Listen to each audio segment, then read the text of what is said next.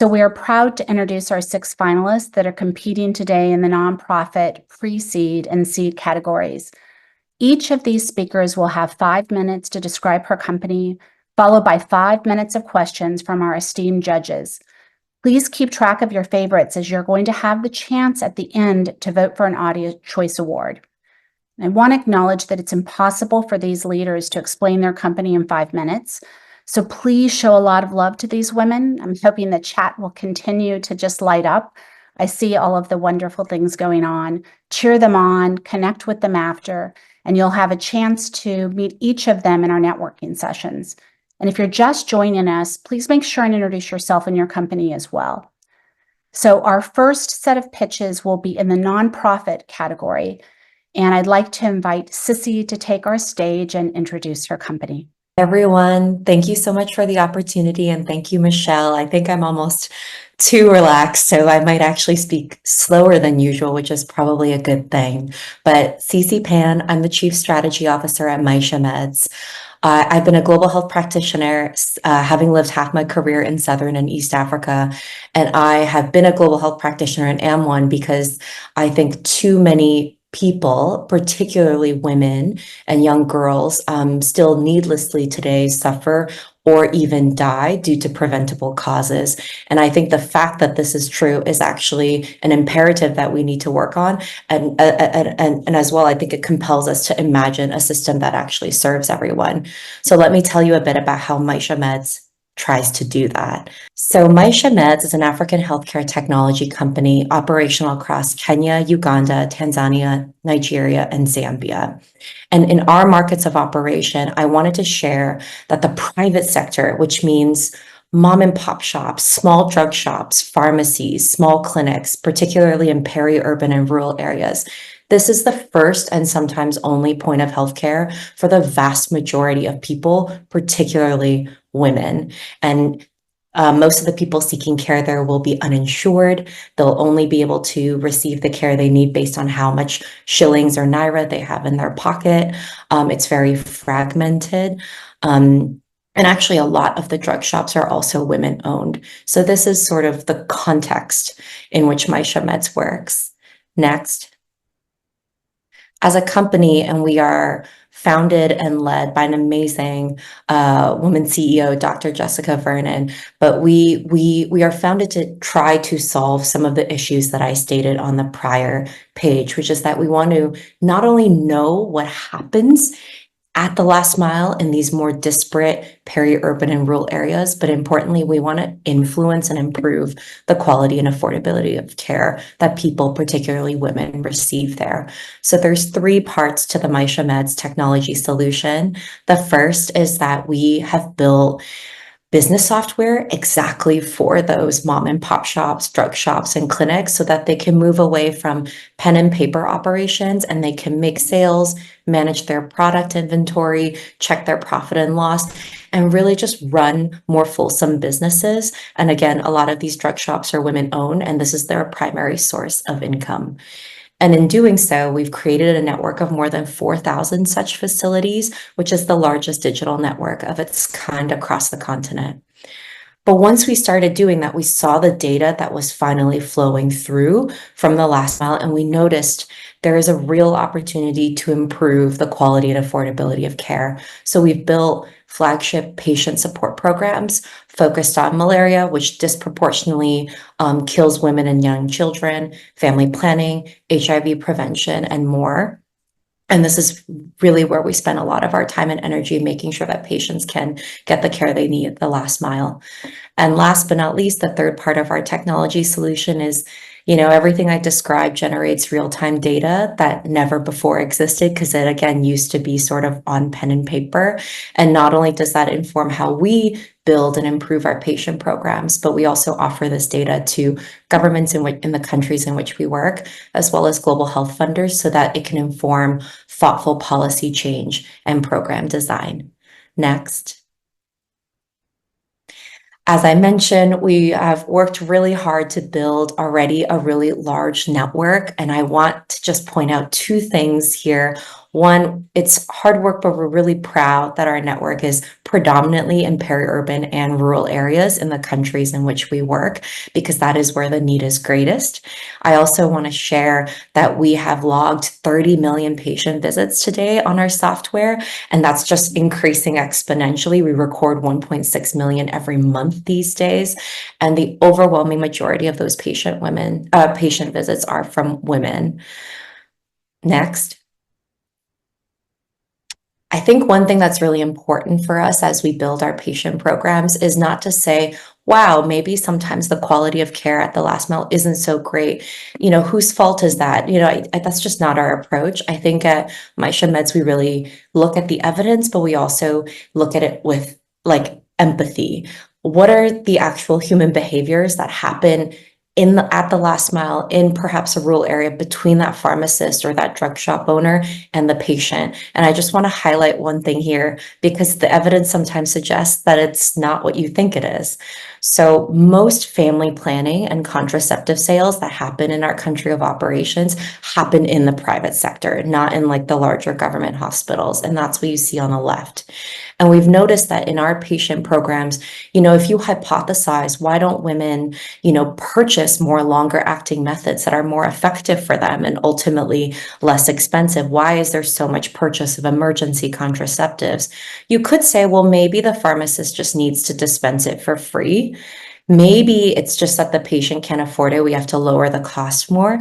But what we actually found in a randomized control trial is that bar you see all the way on the right, which is that what really happens at the last mile is an interaction. And if a pharmacist or an attendant or a women drug shop owner isn't compensated for her time, she may not be empowered or may not remember to provide counseling because she's incredibly busy and she knows an emergency contraceptive sale is one of her highest profit products. And so with a very small nudge and a thoughtfully designed care pathway using our technology, you actually see that a small fee for the attendant or pharmacist or drug shop owner's time is actually what increases almost 6x the uptake of long-acting contraceptive methods that is better for the woman patient in the end. So we just really wanted to share that grounding in evidence and empathy can really reveal a lot about human behaviors, rather than, I guess, scolding them and wondering why outcomes aren't improving. So I guess this is a snapshot of what we do at Maisha Meds. I'm so happy to answer further questions, but I did want to share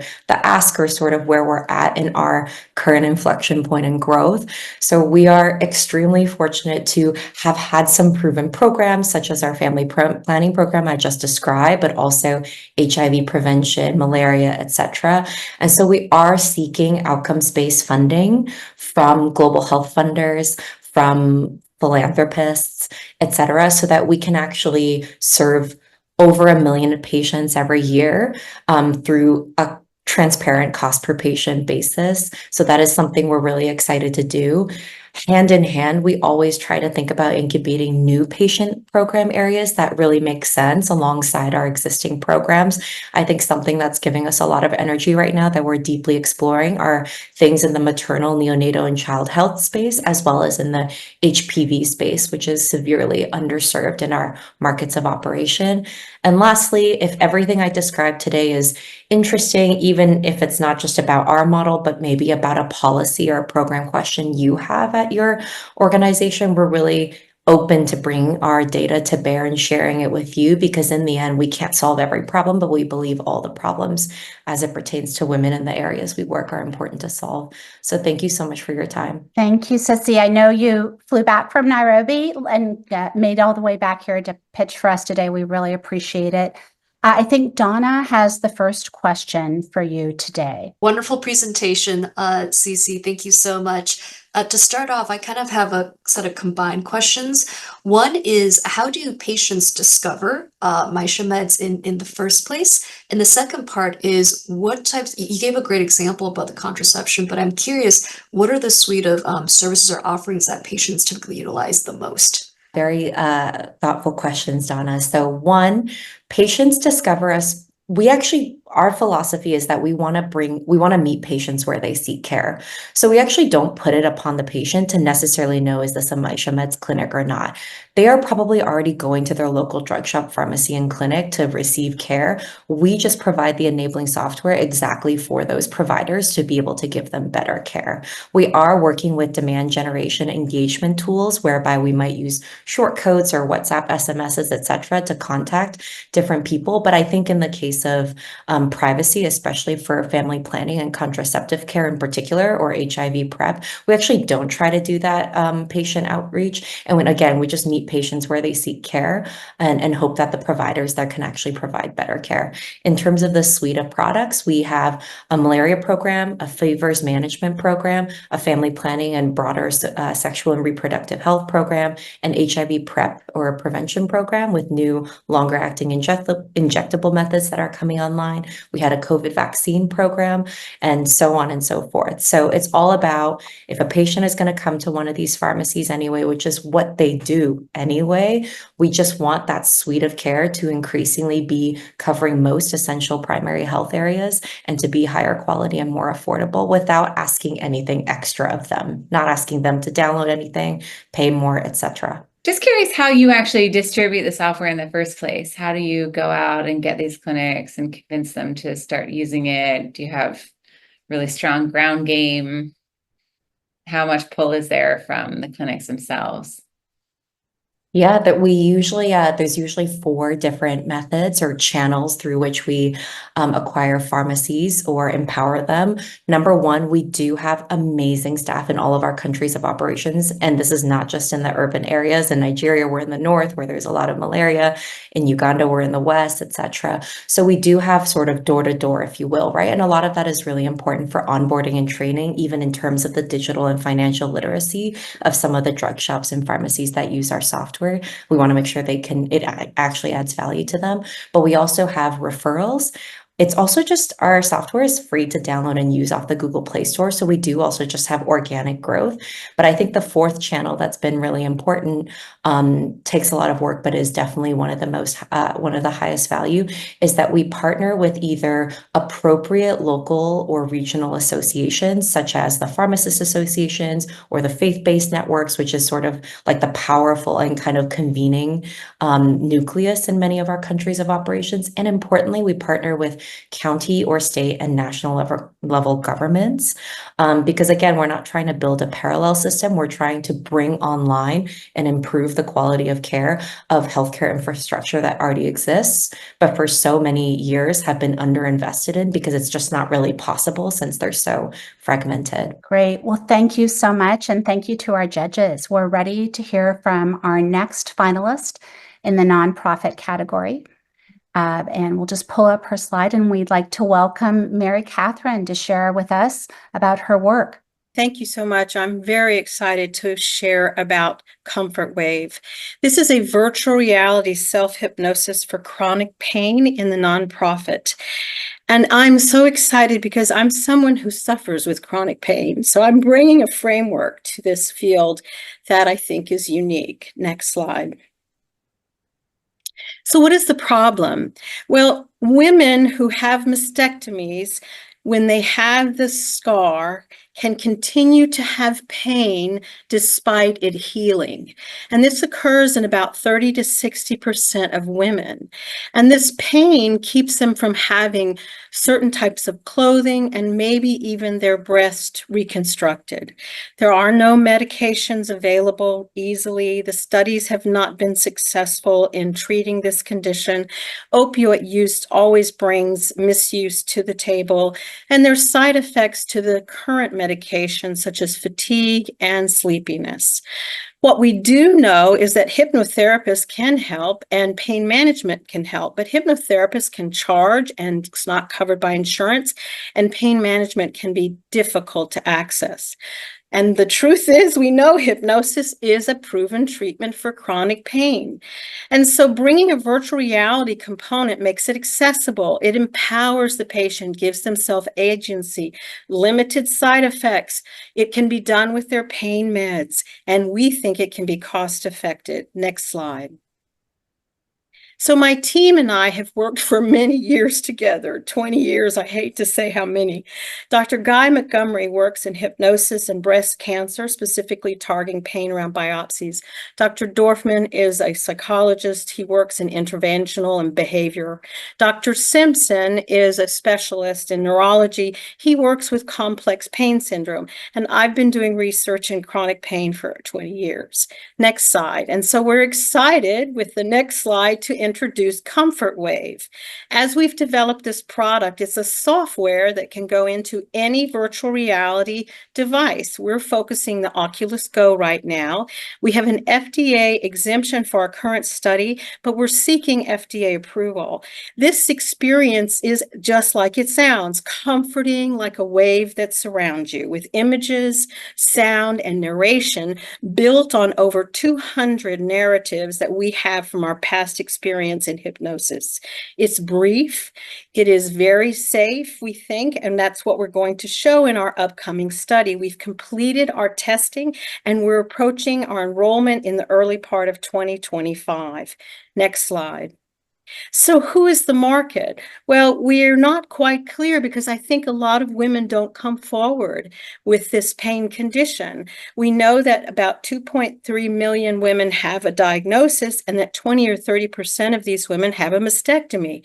We believe that with a price point of around $250, that the first serviceable obtainable market could be somewhere between 2.5 million to 5 million. Next slide. So who is our competition? Well, this doesn't exist really in self-hypnosis. Comfort Wave is a new type of product. There is a device by Allied VR that offers back pain, but it's along a CBT model. We're seeking FDA approval to be given to patients to use freely with a prescription that can be easily upgraded as we understand more about the types of things people find to help them. Next slide. So our plan right now is we're seeking funding of a 1.25 million in several grants we have submitted. We are pending enrollment in 2025 for our participants. We are seeking to give the FDA, who we've been in discussions with, for the Breakthrough Device Program by the end of 2025, then work towards a multi-site study showing efficacy, secure funding for that in 2026, and then get it into the market quickly in 2027. Next slide. So what are we doing for a business design? Well, it's sustainability because I'm nonprofit. I'm looking about collaborating with a business who is aligned with our understanding of this highly engaged population due to the fact that there are no good treatment options. We believe that we can do this by collaborating with pain medicine, neurologists, surgeons, oncologists, and the patients who suffer. We are the experts and we're seeking for a licensing agreement with a partner who understands what we bring to the table. Next slide. So in summary, chronic pain costs billions. And what we want to do is help our patients who have post-mastectomy pain syndrome have care, have the medical costs that are reduced, that they get back into their lives, that they are not challenged by this suffering, that we want to offer this solution to them first and then to others to reduce pain. We need your help. We want referrals to grant opportunities. We want advisory team members of people who suffer with this condition. We want you to spread the word for our upcoming study in 2025. Next slide. So here's my contact information. I love to hear from patients. I talk to them daily about their chronic pain, and that's what we want to solve with Comfort Wave VR. Thank you, Mary Catherine. So our first question from our judges is from CJ. Hi, Mary Catherine. Thanks for a great presentation. I can tell you from a venture perspective and as an internist, we believe that there is such huge unmet need for non-drug solutions for chronic pain. Where we sometimes shy away from investing is because we can't quite understand how you build a successful clinical trial in chronic pain to prove your case. And so I'm wondering how you and your management team, which looks fantastic, have thought that through. What's your path to FDA approval? Well, we have been in discussions with the FDA. We had a Q submission in the late part of 2023, and they're very clear. They want to see biologics. We don't have the funding right at this moment to add the biological components, such as an EEG, and what we know is heart rate variability that is associated with pain. And we believe that we can give them some very good data once we're able to get the ability to fund that component, which is not cheap. But I think that was their biggest question. How do you know it works? And I think that we are the team that can demonstrate this and bring it to them. I had very, very intense conversation with them. Thank you. Thank you. Wonderful. And we have time for one more quick question from our judges. If it's okay, I have a quick follow-up here. Again, great presentation here, Mary Catherine. No doubt about the clinical need to address chronic pain across a lot of different populations. My question is, related to efficacy. I'm also curious about the persistence of pain relief, because I think that's been an area where it's very wishy-washy, and also it affects ability to, prescribe appropriate doses, if you will. So I guess my question is, what early evidence or validation have you done that shows the duration, the persistence of pain relief after each administration of your solution? Well, we have a past study that shows duration when you're teaching someone self-hypnosis. We do have a study in another pain condition of HIV-associated chronic pain, that once we taught it to them, that they would continue to use it, and it continued to reduce their pain. But I have a theory that by using virtual reality, following a model found in people who suffer from obsessive eating disorders, that we could modify their pain perception and therefore reduce their awareness of the pain, because we're training them in an immersive kind of disconnecting them from the body of their association to the pain to something different and comforting. So, that's still to be proven. We're still in the early stages, but I believe theoretically that we can definitely get in that door. Amazing. And Donna, you and I had a small thread on the side. I wondered if you might just also mention the Pivotal Ventures opportunity. I don't think we've discussed that yet today. Absolutely. So I'm just going to put this link, and everyone should see it in the chat. Essentially, Pivotal Ventures, which is linked to Melinda Gates Foundation, they've made an open global call where there's $250 million available of flexible funding. So this could be private, could be nonprofit kinds of solutions and organizations. Anybody who's trying to solve any solution in women's health whatsoever, I would say apply. And it looks like it's for a $1 to $5 million investment at a time. So strongly encourage that for everybody here who's trying to build an organization. Thank you so much for highlighting that. I really appreciate that. So now we are on to our pre-seed finalists, and we will first hear from Pinky. So I'd like to welcome you to our stage. Thank you, Susan. Hi, I'm Dr. Pinky Patel, the CEO and founder of Myri Health. 4 babies are born every second, and with each birth, a mother is born too. Picture this, the dream, a blissful image of motherhood. Society paints a picture that the ultimate dream is forming a happy family. The reality, isolation, and lack of support.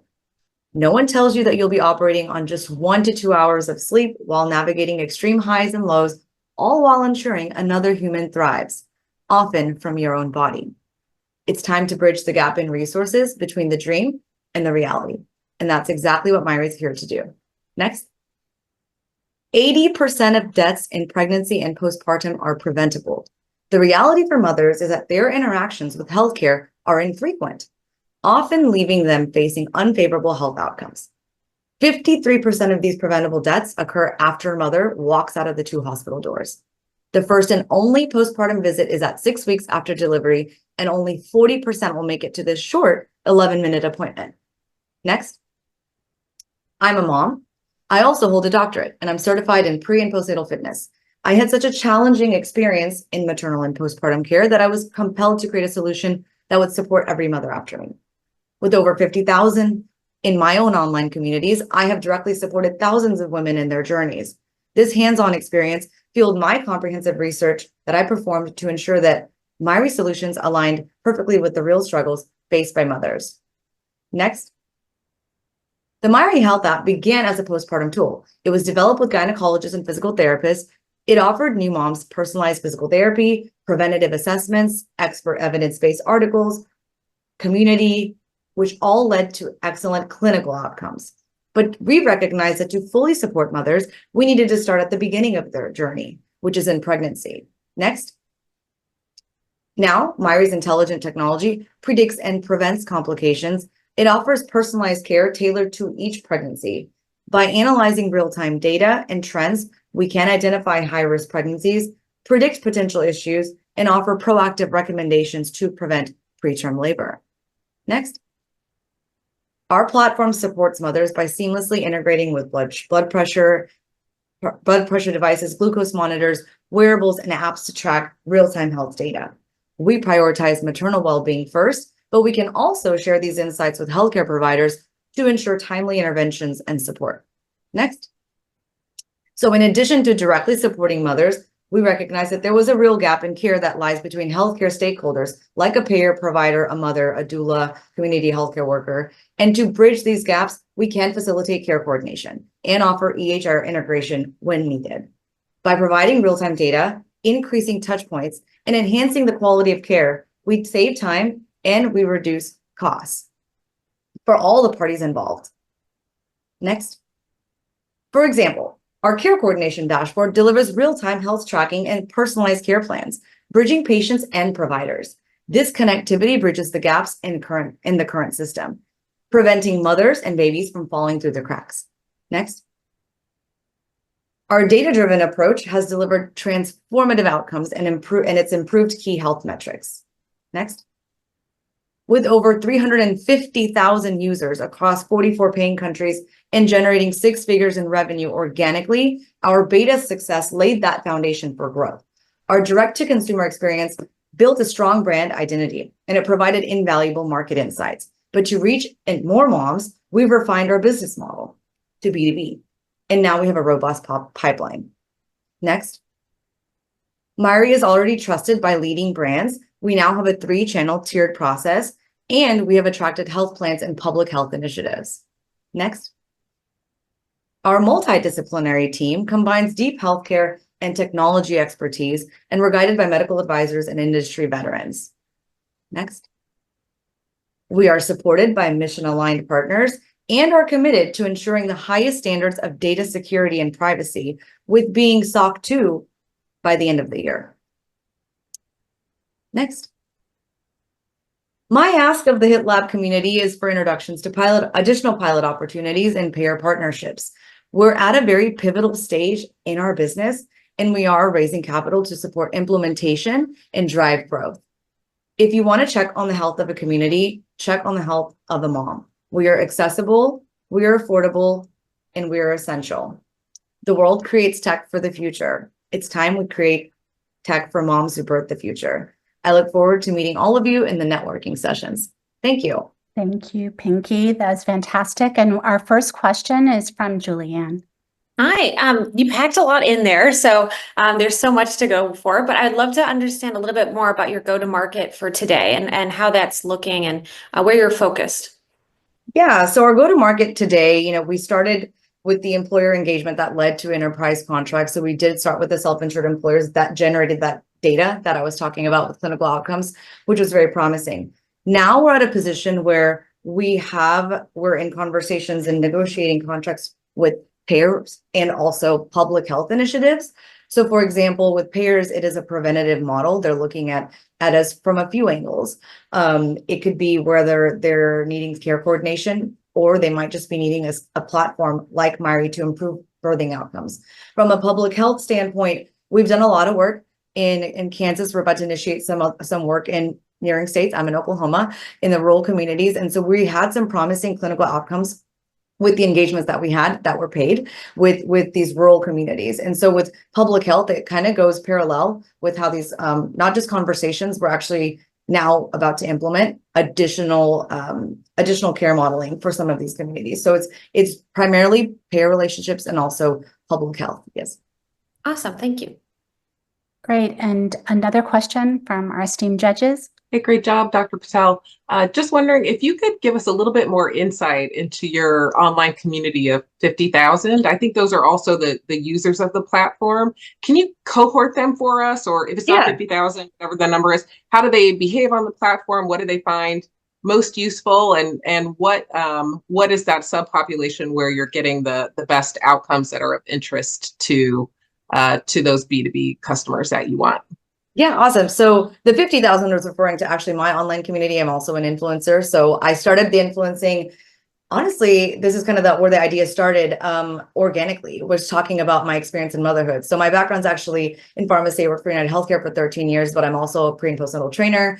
I authentically shared my experience, which is where the idea came from. So I built a consultancy through social media, and that validated what the pain points were. And so whenever I launched this 3 weeks before delivering my son in beta, don't know if I always recommend that one, but it really garnered the 350,000 users that I mentioned initially.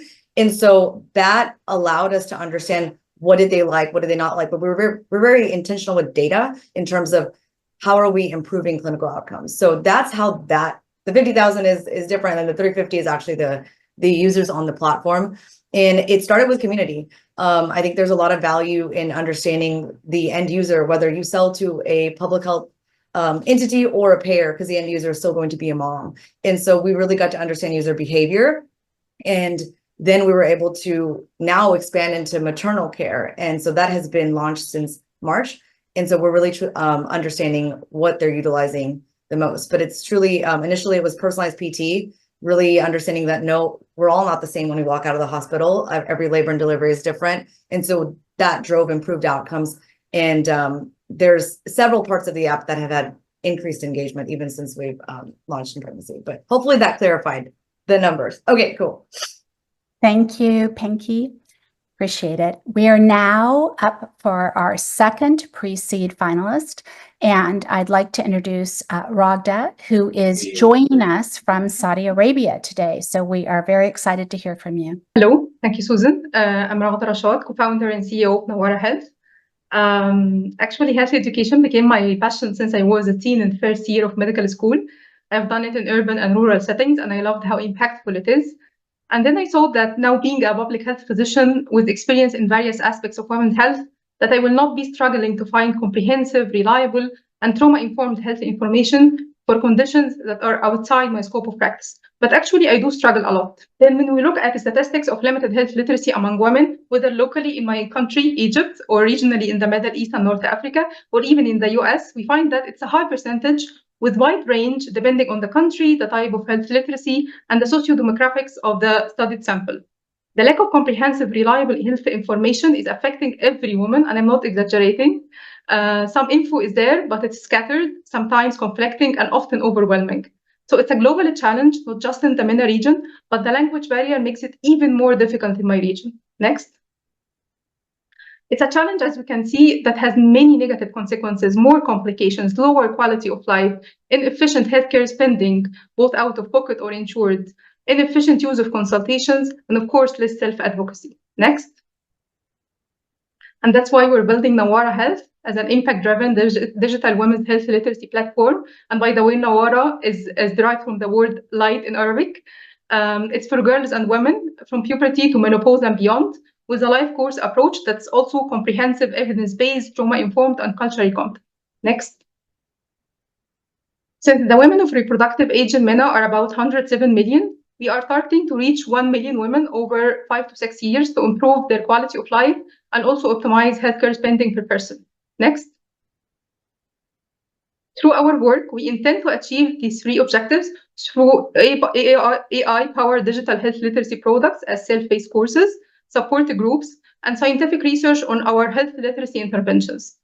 We are aiming to cover the various dimensions of health for women, not only sexual and reproductive health. Next. Our business model is hybrid. On the B2C side, it's a pay-per-service model with expected lifetime value to be 6+. On the B2B side, it's going to be through partnerships with institutions so they could provide our products to their members and employees. Next. With our bootstrapping efforts, we have built an MVP of learning management system and developed self-paced courses for maternal and menstrual health so far. Launched 2 support groups. One of them is the first of its kind in MENA. We started in B2C, and that's our main traction through building social media presence and digital marketing, which helped us to get 400 plus paid enrollments with ongoing positive feedback and less than 2% refund rate. And also slowly but steadily, we are increasing our growth rate by 30%. Next. What distinguishes us from our competitors is our focus only in health literacy for the various stages and dimensions of health for women, with accessible pricing, and also ensuring that we are developing evidence of effectiveness for our interventions. Next. Nawara Health is led and operated only by females so far. Myself and Omnia are co-founders with combined 15 plus years of experience in various aspects of women's health, operations, and finances. And our amazing team members have diverse skill sets to help achieve our goals in marketing and R&D, and some of them are attending now. Next. Our focus so far was on building the MVP, optimizing our branding and positioning, some product development, and gaining our early adopters, and also initiating our first study on maternal health courses.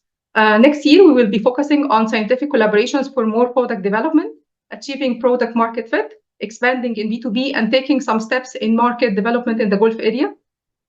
Next. We've been recognized regionally and globally, and also was an MIT Soul finalist last year. Next. To achieve our mission of empowering women with reliable health information so that they can make informed health choices, we of course need the support of the HITLAB community with their diverse expertise and areas of interest, and would love to know all the possible ways of collaboration. We need training, mentoring, advisors in areas of women's health, digital health, research, AI, and business development. We're currently preparing to be investment ready so we can raise funding in 2025. Next. You will find our contact info in the chat, and we look forward to meeting you later in our breakout room. And thank you for your support for women's health. Ragda, thank you so much. And our first question will be from Courtney today. Thanks so much. That's a great overview. My question is really around the why now. So this is a problem which I think has probably persisted for quite some time. I'm curious your take on why can a solution like this get penetration and really start to move the needle on health literacy for women now? Why is this the moment? Yeah, I think it's for many reasons. One of them is I think the digital literacy and the uptake of digital tools in general is rising, whether globally or in Egypt or in the MENA region. That's for one, even in lower class, not only middle class. And the second is we've seen on social media the huge engagement of the audience with the various healthcare professionals giving health information. It's useful, but also it's very scattered. Mm-hmm. So there is need. Thank you. We've seen that there is need. Yeah. Quick question as well. Wonderful presentation. Thank you. I'm curious, when it comes to health literacy, separate from tracking completion, right? How do you actually measure success with competence, right? Increasing understanding of women's health literacy, which I think is different from completion. Yeah, I think that's an interesting question because most of the studies done on health literacy are mainly focusing on the basic health literacy, or what they say it's the functional health literacy, which is like knowing basic information on nutrition, being able to read prescription or follow medical instruction, but they don't usually tackle the other types like critical health literacy or other types that are more advanced, where women can understand advanced information or criticize health information and make informed decisions based on this information. So that's why we're interested to try to assess the knowledge and attitude and practice, the change in knowledge and attitude and practice through our research on the health literacy interventions, to ensure that it's not just a change in knowledge, it's also a change short term in attitude and long term in practice and clinical outcomes. Thank you. Great. We have time for one more question from our judges. Sure, I can ask one. Thank you so much for a wonderful presentation. Such a big believer in health literacy. lots in common between Saudi Arabia and even in areas of the United States. So thank you for your great work. I think all of us look for founders who are customer obsessed, and you gave a great answer on the why now and what happens after you complete literacy and what that means for the woman's life. But can you tell us a bit more about how you got to, I think you said 1 million women you could reach over 5 years out of a total base of 107 million. Can you walk us through your thinking and how you got to those numbers? Yeah, sure. So as we mentioned, that the number of women of reproductive age in the MENA region is 107 million. That's the total addressable market, and we decided that the serviceable, obtainable market is 1% of that 107 million. So it's 1 million, and we thought when we compared ourselves with other edtech solutions, because their focus is on self-paced courses generally in the region.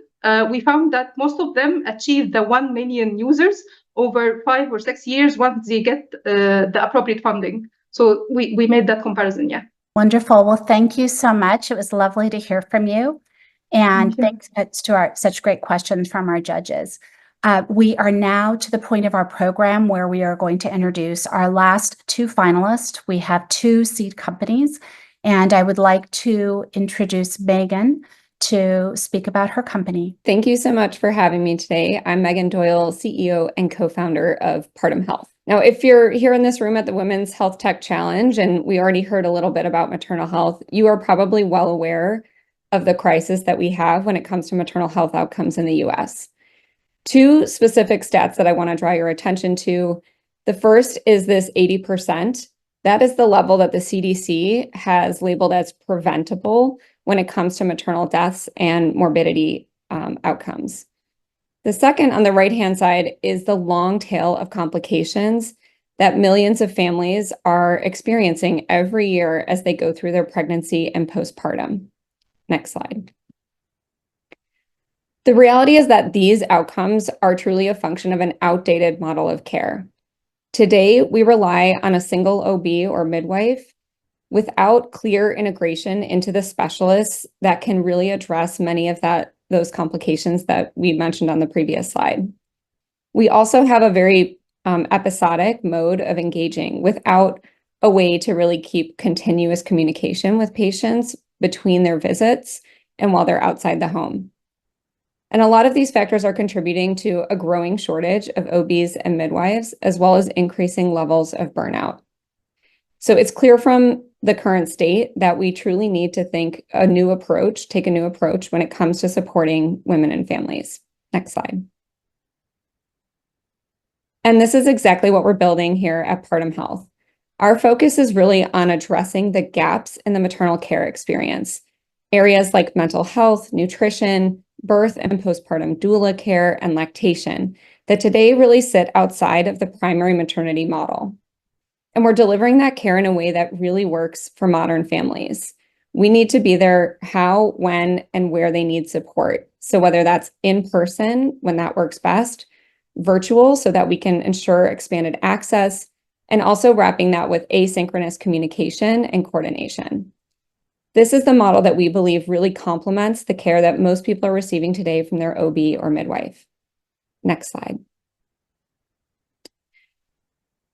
I'm excited to say that since launch and since serving our first 1,000 or so families, we've had incredible feedback from our patients. We've maintained a Net Promoter Score of 95. And I think this quote from one of our patients really captures what it is we've set out to do, which is to provide the type of care that every woman should experience when they're about to have a baby.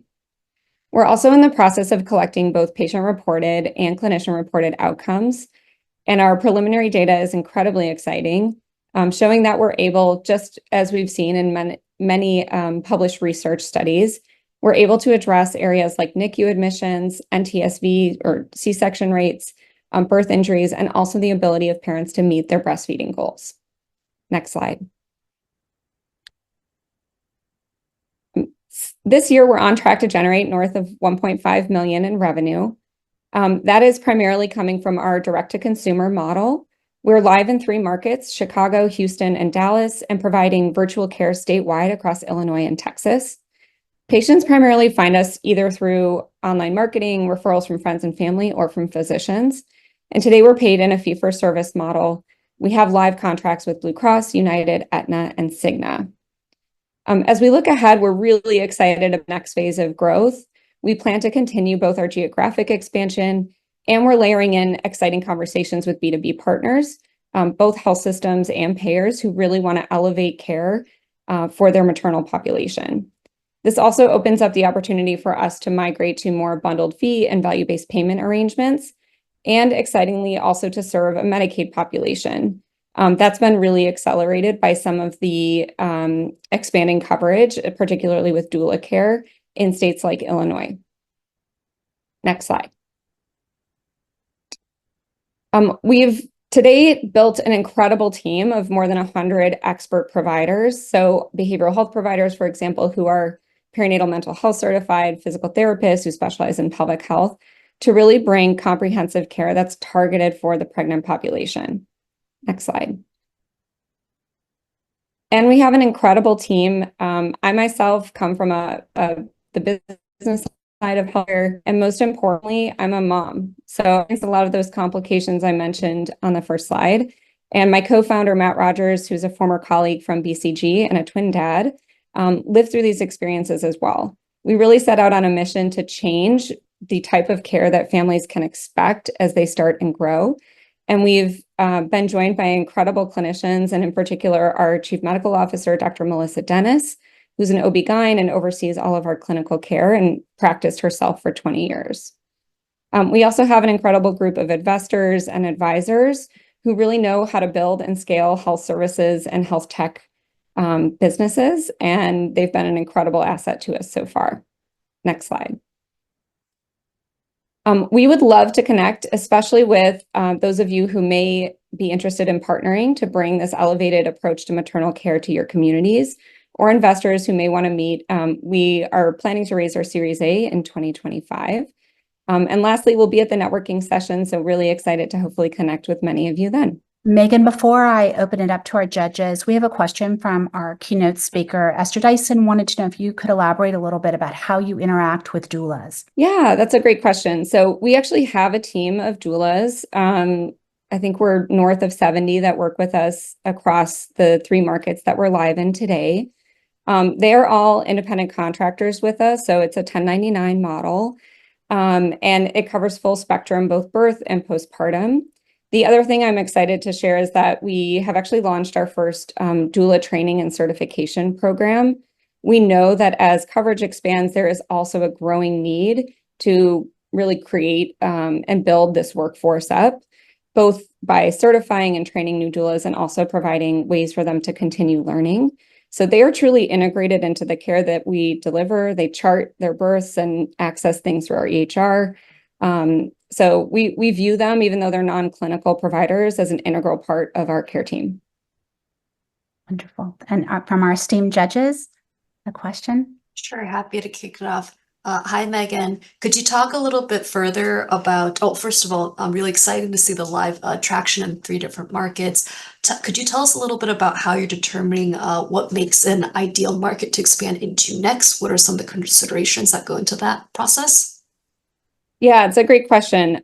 People always ask why Texas, and I think, first and foremost for us, it's about need, right? We know that there's an incredible shortage of OB-GYNs, and that shortage is increasing, particularly in states where you see more challenging legislation for reproductive care.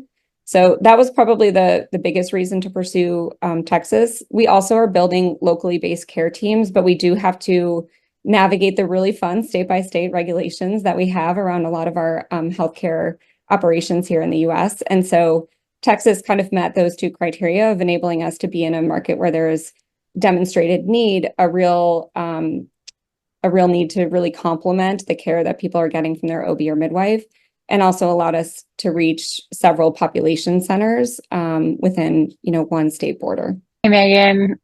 This is great. Really excited to see your traction.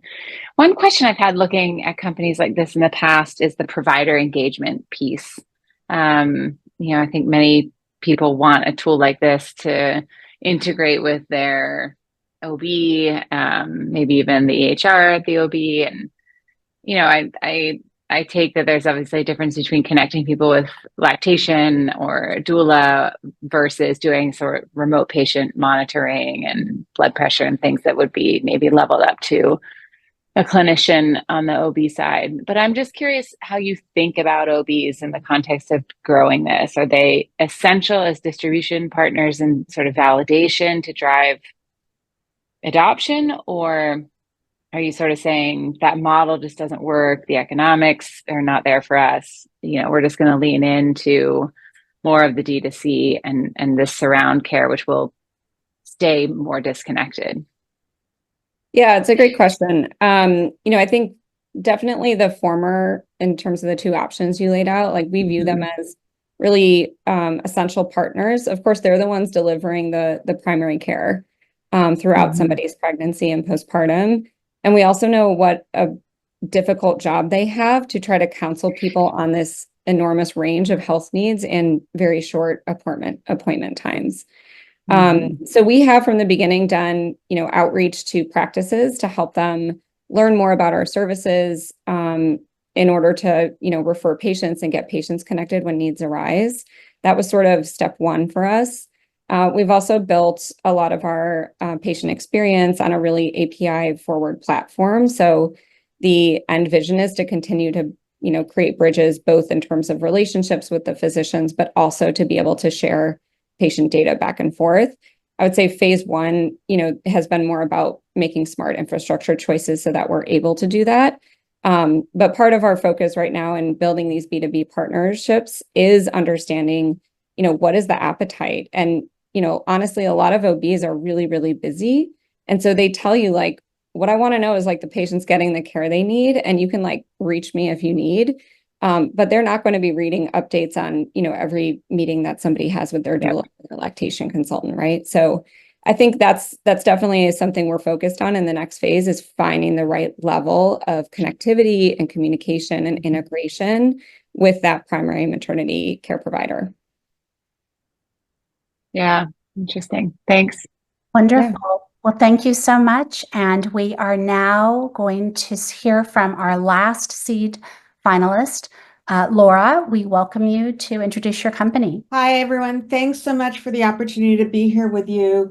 I'm really so excited about the work that everyone here is putting forward to give women's health the attention it needs. It's a particular passion of mine. I've worked in Silicon Valley for over 30 years. I've been working in healthcare for 8 years. I joined Bone Health Technologies about 4 years ago after selling my last company, which was a software startup to Apple. And when I saw what the company was doing, my first thought was, oh my God, this is such a big problem. And it's a problem that I have. I have osteopenia. And I was very personally familiar with the fact that there are really very limited solutions.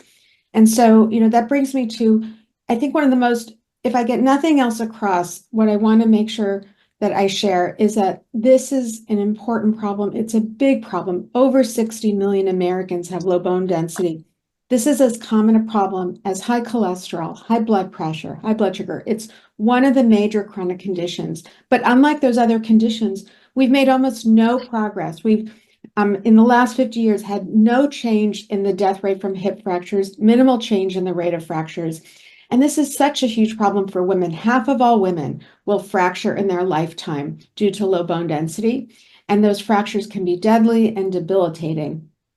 The average American woman develops osteopenia in her 50s and then osteoporosis about 10 years later.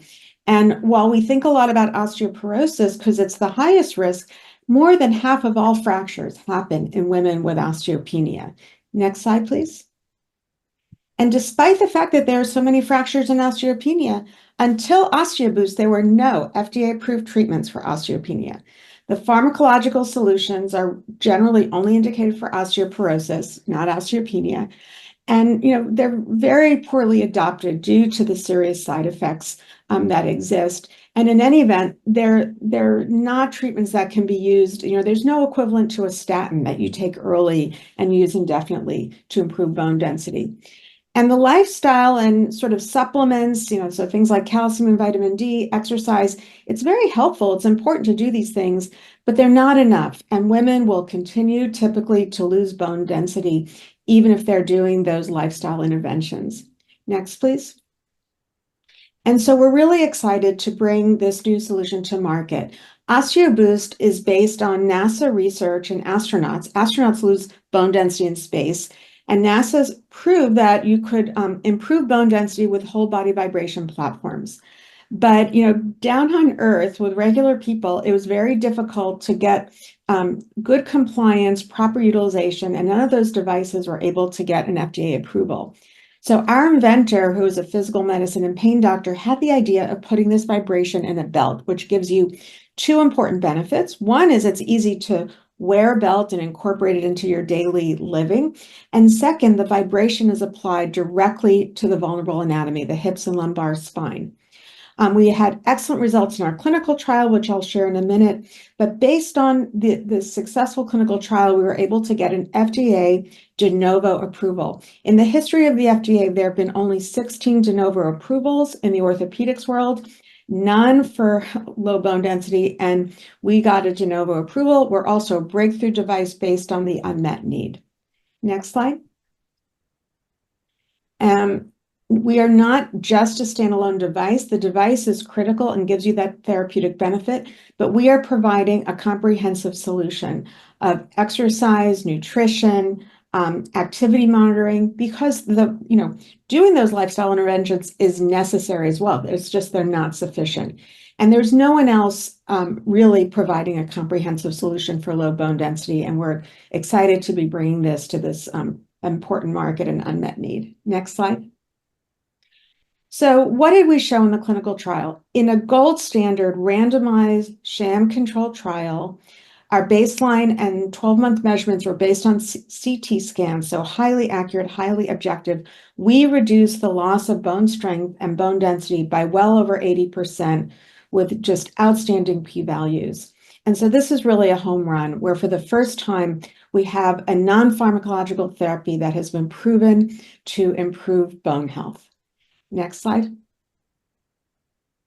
Now is the time. Of course, low bone density has been important for a long time, but this is the time where I think we can really make this into a very successful business and bring this to a lot of people. This demographic of women is interested in healthcare. They focus on their health. They're looking for well-researched non-pharmacological solutions. And this has been demonstrated in us having a waiting list of over 10,000 highly engaged patients and caregivers who are interested in our product. Next. And it's not just the patients.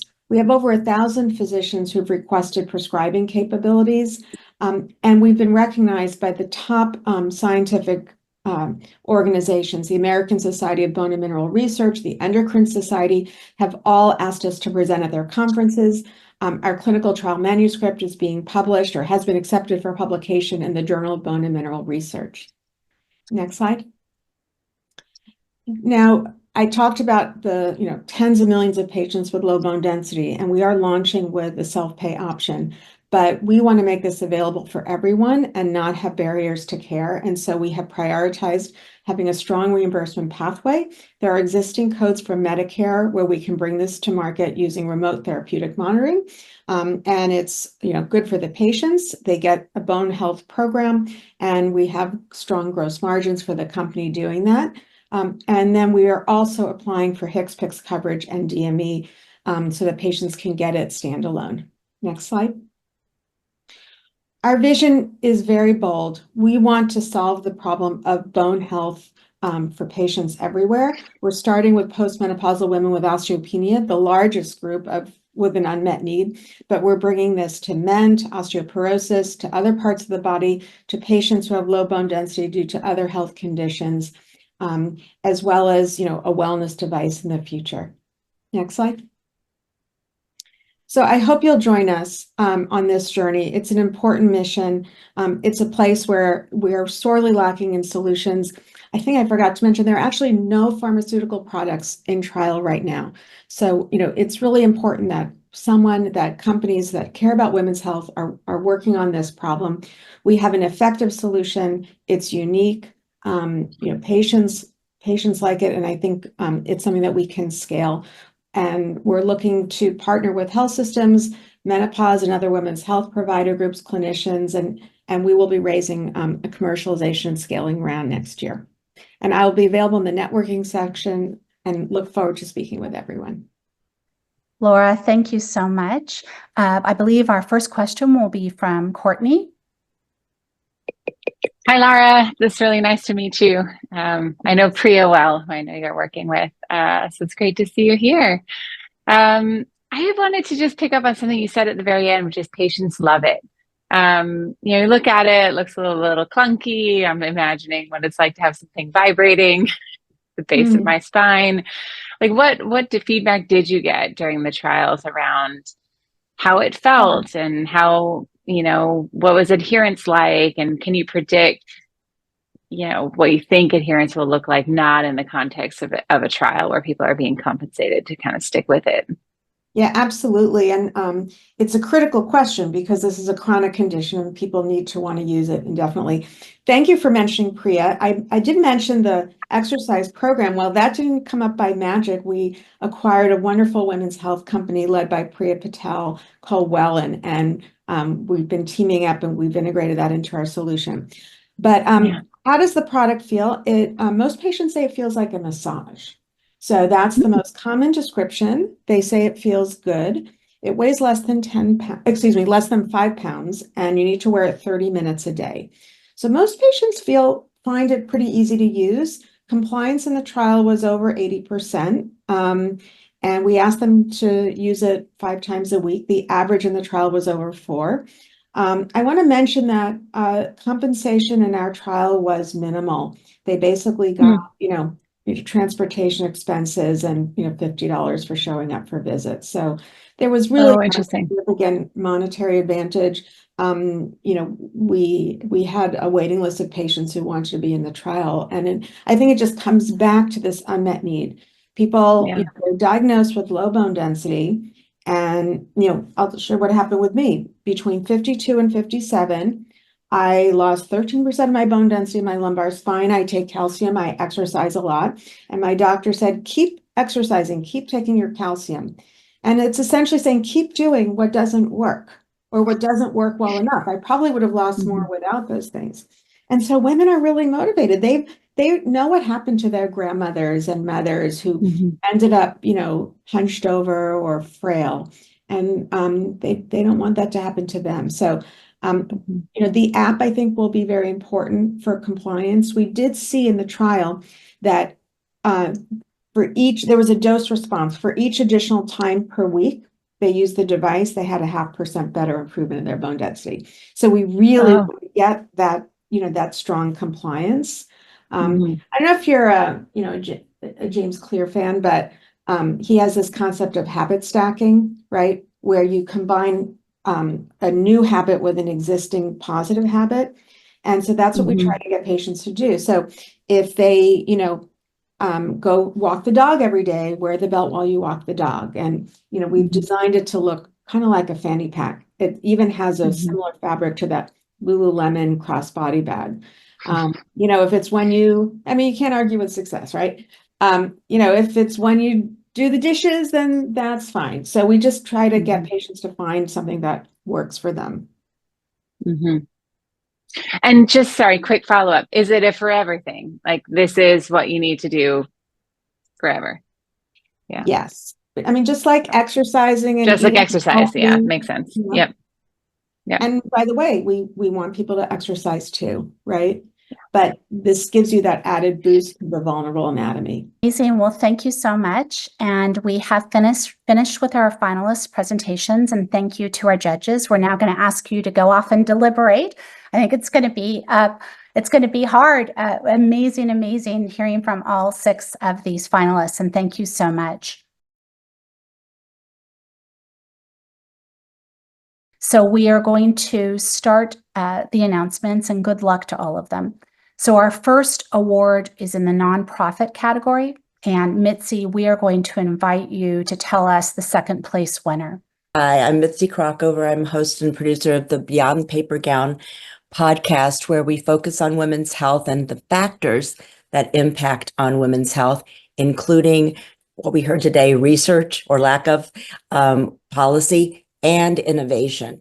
And so, excuse me, so I'm so delighted to be able to offer the winner an interview with us to introduce our audience to these wonderful innovations that are being created to improve the health of women. And I just want to say thank you to HITLAB and to Susan and to Stan for the incredible work you all have done to put this together. It's really a wonderful opportunity.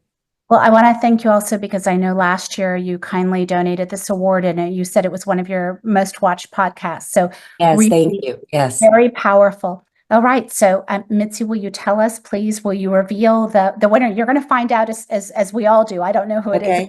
Okay. It'll be on the next page. So if you can announce the winner.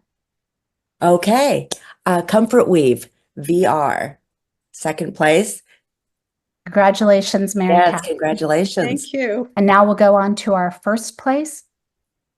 And Ainsley, I think you're going to be presenting for HITLAB. Could you tell us a little bit about the prize that this person will win? Yes, absolutely. Thank you, Susan. So the first place for the nonprofit will receive participate in a rapid pilot study designed and implemented by HITLAB's research and evaluation team, as well as a 12-month executive Breakthrough Alliance membership, which is valued at $1,000 from HITLAB. And I am super excited to announce the first place winner is Masha Meds. Congratulations. Congratulations. So much, Ainsley. Thank you. Congratulations. And now we will go to our pre-seed second winner. And Teresa, if you could tell us a little bit about what you have donated. So the second place winner for the pre-seed group will receive a sponsorship from our Femivate program. So this will be a custom research and design project created specifically for the winner. And they will also be included in our list of all of our Femivate startups. So they'll be joining 60 other femtech startups into our community. Congratulations to Wara Health. I am so very excited to be working with you on this moving forward. This is going to be such an honor for us. Thank you so much, Teresa. Thank you. Congratulations, Ragda. Okay, and now our pre-seed first place. Chris, can you tell us a little bit about what Goodwin kindly donated? I am happy to. I just want to note that this is a combined prize where Ainsley may want to give some input, but from Goodwin, we're giving $10,000 of in-kind legal services to the first prize winner of the series pre-seed. And also, as Chris said, HITLAB will be doing a presentation at one of our symposium or summit, as well as an article, and then as well as a Women's Health Tech Wednesday feature. But Chris, I'll let you reveal. All right, sounds good. Congratulations to Mary Health, first place winner. That's wonderful. Thank you so much. All right, and now we're moving on to our seed. We have two winners left. So Victoria, could you tell us a little bit about the second place that you've donated? So the winner of the second place prize will win, and again, partnered with Chris, will win $10,000 US in-kind services from accounting services from Witham, and also $10,000 with Chris, with Goodwin. And the winner is Partum Health. So congrats to Partum. Congratulations, so much. Megan. And now we are on to our seed first place. So Chris, could you tell a little bit about this prize as well, please? Sure. This is exciting. The winner of the first prize will win $10,000 in cash. And then $5,000 of in-kind accounting services from Witham. And that goes to Bone Health Technologies. Congratulations. Thank you so much. We're so excited. And now we have the Audience Choice Award. This is always a favorite and always a surprise. I'd like to introduce Tahilia to speak a little bit about One Mind at Work and the award that she's giving, and then she'll announce the winner. Yes, thank you so much for inviting us, Susan, and the HITLAB. Congratulations to the winner. I'm excited to see who it is.